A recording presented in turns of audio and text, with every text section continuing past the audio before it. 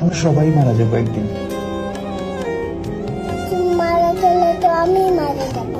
হ্যাঁ, আমি মারা যাব, তুমি মারা যাবে, মাম্মা মারা যাবে, বুবুনি মারা যাবে, আমরা সবাই মারা যাবো একদিন। কেন?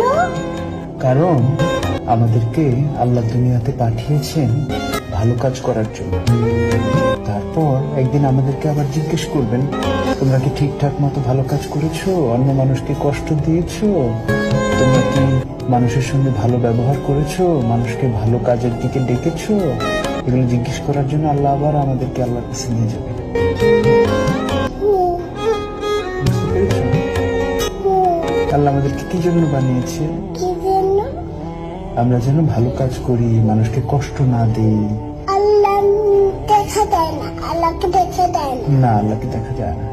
আল্লাহ ওই বলে, ওই উপরে চলে গেছে।